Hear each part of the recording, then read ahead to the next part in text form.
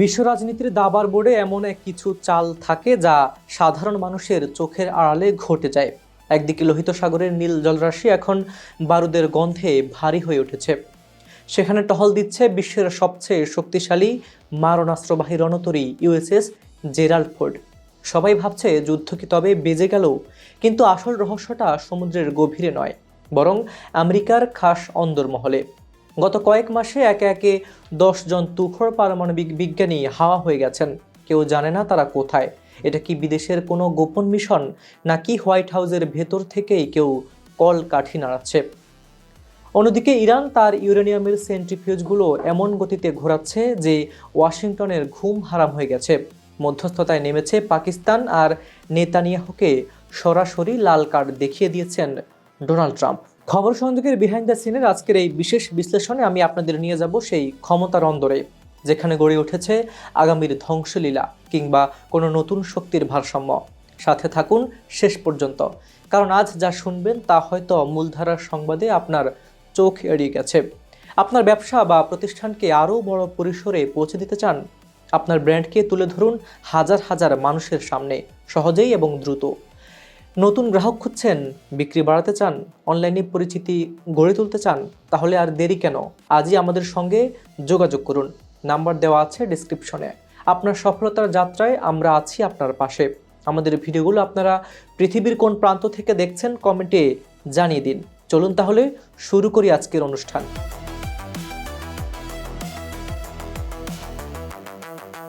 চলমান যুদ্ধবিরতির আবহেও শান্ত নেই মধ্যপ্রাচ্যের জলসীমা। একদিকে যখন কূটনৈতিক আলোচনার টেবিল গরম, আর অন্যদিকে উত্তাল সমুদ্রপথে বিশ্বের সবচেয়ে শক্তিশালী মারণাস্ত্র মোতায়েন করে নিজেদের পেশি প্রদর্শন করেছে ওয়াশিংটন।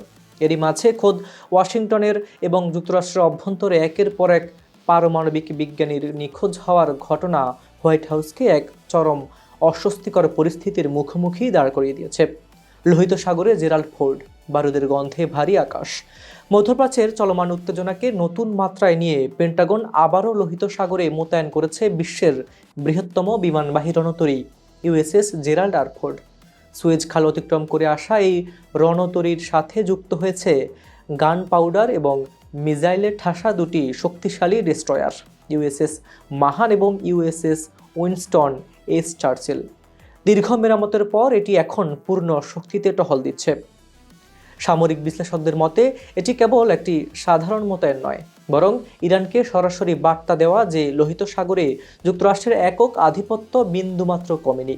বর্তমানে এই অঞ্চলে যুক্তরাষ্ট্রের 2টি এবং পথে থাকা আরও একটি সহ মোট 3টি ক্যারিয়ার স্ট্রাইক গ্রুপ অবস্থান করেছে, যা মূলত যে কোনো মুহূর্তের বড় সংঘাতের আগাম সংকেত। পাকিস্তান ওয়াশিংটন তেহরান দ্বন্দ্বে তুরুপের তাস। বিস্ময়করভাবে মধ্যপ্রাচ্যের এই সংকটে মধ্যস্থতাকারী হিসেবে নিজেকে অনন্য উচ্চতায় নিয়ে গেছে পাকিস্তান। ইসলামাবাদে অনুষ্ঠিত যুক্তরাষ্ট্র এবং ইরানের সাম্প্রতিক আলোচনায় কোনো চূড়ান্ত সমাধান না এলেও কূটনৈতিকভাবে জয় হয়েছে ইসলামাবাদের। ট্রাম্প প্রশাসন পাকিস্তানকে এখন বিশ্বাসযোগ্য মধ্যস্থতাকারী হিসেবে স্বীকৃতি দিচ্ছে। বিশ্লেষকদের মতে পাকিস্তানের সেনাপ্রধান ফিল্ড মার্শাল আসিম মুনির এবং প্রধানমন্ত্রী শাহবাজ শরীফের ব্যক্তিগত কূটনীতি ট্রাম্পের আস্থা অর্জনে সক্ষম হয়েছে। এমনকি ট্রাম্পের পরিবারের ক্রিপ্টো ব্যবসার সাথে পাকিস্তানের সংশ্লিষ্টতা এবং মার্কিন স্বার্থে আইএস সন্দেহভাজনদের গ্রেপ্তারে সহায়তা করার মতো বিষয়গুলো পাকিস্তানকে ওয়াশিংটনের গুড বুকে স্থান করে দিয়েছে। আরব কূটনীতিকদের মতে আগামী দিনে ইরান যুক্তরাষ্ট্র সম্পর্কের সেতু বন্ধন হিসেবে পাকিস্তানি হয়ে উঠতে পারে সবচেয়ে গ্রহণযোগ্য পক্ষ।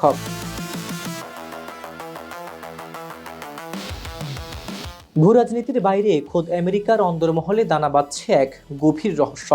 গত কয়েক মাসে অন্তত 10 জন শীর্ষস্থানীয় পারমাণবিক এবং মহাকাশ বিজ্ঞানী রহস্যজনকভাবে নিখোঁজ বা মারা গেছেন।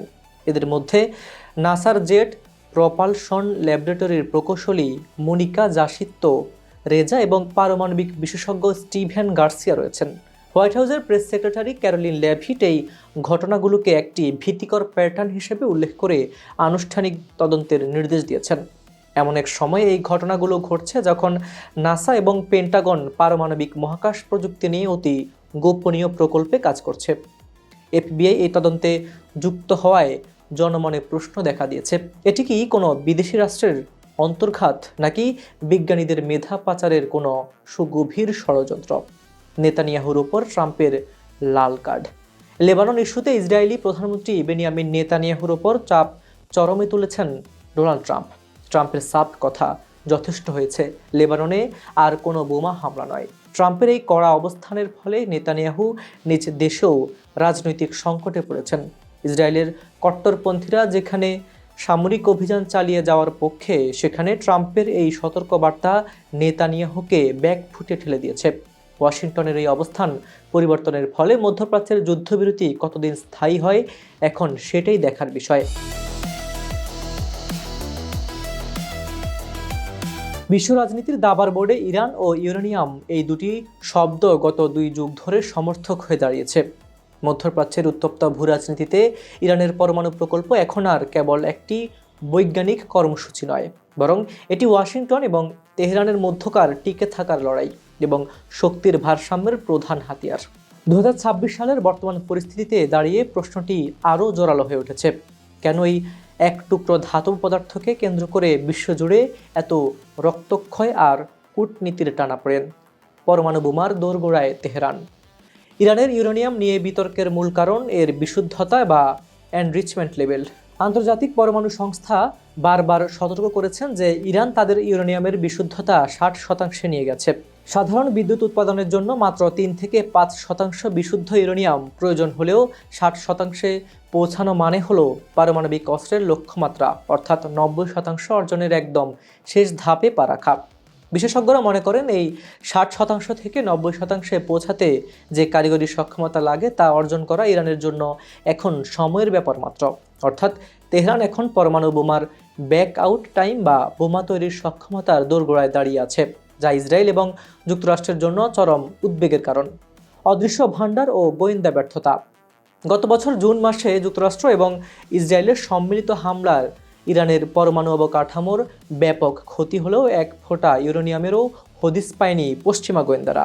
যে ইউরেনিয়াম ভাণ্ডার এখন এক রহস্যময় গোলকধাঁধা। ধারণা করা হয় ইরান তাদের মূল্যবান ইউরেনিয়াম মজুদ পাহাড়ি সুড়ঙ্গের গভীরে এমনভাবে লুকিয়ে রেখেছে যা আধুনিক বাংকার বাস্টার মিসাইল দিয়েও ধ্বংস করা অসম্ভব।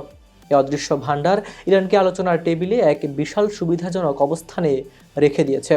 তারা জানে যতক্ষণ তাদের হাতে এই ইউরেনিয়াম আছে ততক্ষণ ওয়াশিংটন সরাসরি যুদ্ধে যাওয়ার আগে 10 বার ভেবে নেবে।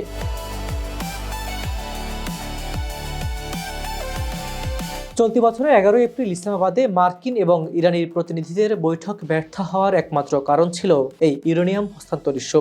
যুক্তরাষ্ট্র চায় ইরান তাদের সমস্ত সংবর্ধিত ইউরেনিয়াম তৃতীয় কোনো দেশে পাঠিয়ে দিক এবং প্রকল্প সীমিত করুক।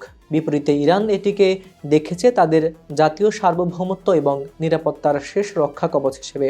তেহরানের যুক্তি পরিষ্কার, পারমাণবিক সক্ষমতা না থাকলে লিবিয়া বা ইরাকের মতো ভাগ্য বরণ করতে হতে পারে তাদের। আর অন্যদিকে যুক্তরাষ্ট্র মনে করে ইরানকে পারমাণবিক অস্ত্রধারী হতে দেওয়া মানে মধ্যপ্রাচ্যে ইসরায়েলের অস্তিত্ব সংকটে ফেলা এবং একটি পারমাণবিক প্রতিযোগিতার সূচনা করা। নিষেধাজ্ঞার পাহাড় বনাম নিরাপত্তার গ্যারান্টি। আগামী 22 এপ্রিল পুনরায় সংলাপে বসতে যাচ্ছে দুইটি পক্ষ। ইরানের সামনে এখন সবচেয়ে বড় চ্যালেঞ্জ হলো তাদের অর্থনীতি। বছরের পর বছর মার্কিন নিষেধাজ্ঞায় পিষ্ট তেহরান চায় অর্থনৈতিক মুক্তি, কিন্তু সেই মুক্তির মূল্য হিসেবে কি তারা তাদের তিলে তিলে গড়া পরমাণু স্বপ্ন বিসর্জন দেবে? যদি ইরান ইউরেনিয়াম হস্তান্তর না করে তবে যুদ্ধবিরতি ভেঙে আবারও রক্তক্ষয়ী সংঘাত শুরু হওয়ার আশঙ্কা রয়েছে। পরিশেষে ইরানের ইউরেনিয়াম এখন আর কেবল গবেষণাগারের বিষয় নয়, এটি হয়ে উঠেছে একটি ভূ রাজনৈতিক রক্ষা কবচ। ওয়াশিংটন চায় এই কর্মসূচি সমূলে উৎপাটন করতে, আর তেহরান চায় একে টিকিয়ে রেখে নিজের অস্তিত্বের নিশ্চয়তা আদায় করতে। 22 এপ্রিলের বৈঠকে কি কোনো মিরাকল ঘটবে, নাকি ইউরেনিয়ামকে কেন্দ্র করে মধ্যপ্রাচ্য আবারও আগুনের গোলাকায় পরিণত হবে? সে উত্তর লুকিয়ে আছে তেহরানের বন্ধ দরজার পেছনে থাকা সেন্ট্রিফিউজগুলোর ঘূর্ণনে। বন্ধুরা, ইতিহাসের পাতায় একটি কথা বারবার প্রমাণ পেয়েছে, সিংহের থাবা যখন শান্ত থাকে বুঝে নিতে হবে সে বড় কোনো শিকারের প্রস্তুতি নিচ্ছে। একদিকে লোহিত সাগরের রণতরীর গর্জন, আর অন্যদিকে বিজ্ঞানীদের রহস্যময় নিখোঁজ হওয়া। এগুলো কি বিচ্ছিন্ন কোনো ঘটনা, নাকি পর্দার আড়ালে দাবার এমন কোনো চাল চালা হচ্ছে যা বিশ্ব মানচিত্রটাই বদলে দেবে? ইরানের সেন্ট্রিফিউজগুলো যতবার ঘুরছে, পশ্চিমা বিশ্বের বুক ততবার কাঁপিয়ে উঠছে। কারণ এবার লড়াইটা শুধু মাটির দখলে নয়, লড়াইটা অস্তিত্বের। ট্রাম্পের লাল কার্ড কি নেতানিয়াহুর পতন ঘটাবে, নাকি মধ্যস্থতাকারী হিসেবে পাকিস্তান বিশ্বের নতুন পাওয়ার হাউস হয়ে উঠবে? মনে রাখবেন, শান্ত সমুদ্র সবসময় বড় ঝড়ের পূর্বাভাস দেয়। আজকের এই নীরবতা হয়তো কালকের কোনো মহাপ্রলয়ের সংকেত। বিশ্ব রাজনীতির এই অন্ধকার গলি থেকে বের হওয়ার পথ কোথায় তা সময়ই বলে দেবে। আপনার কি মনে হয়, আমেরিকার অন্দরমহল থেকেই কি বিজ্ঞানীদের সরিয়ে নেওয়া হচ্ছে, নাকি ইরান অলরেডি তার লক্ষ্য হাসিল করে ফেলেছে? আপনার মূল্যবান মতামত আমাদের কমেন্ট বক্সে জানান। আপনাদের প্রতিটি মন্তব্য আমাদের গবেষণার খোরাক যোগায়। আজ এ পর্যন্তই। দেখা হবে আগামীকাল ঠিক একই সময়ে বিশ্বের প্রতিটি কোণ থেকে। যারা আমাদের সাথে ছিলেন সবাইকে জানাই আন্তরিক কৃতজ্ঞতা। নতুন কোনো সত্যের সন্ধানে কাল আবার আসবো আপনাদের প্রিয় খবর সংযোগে। ততক্ষণ পর্যন্ত চোখ কান খোলা রাখুন, সজাগ থাকুন এবং নিরাপদে থাকুন। আল্লাহ হাফেজ।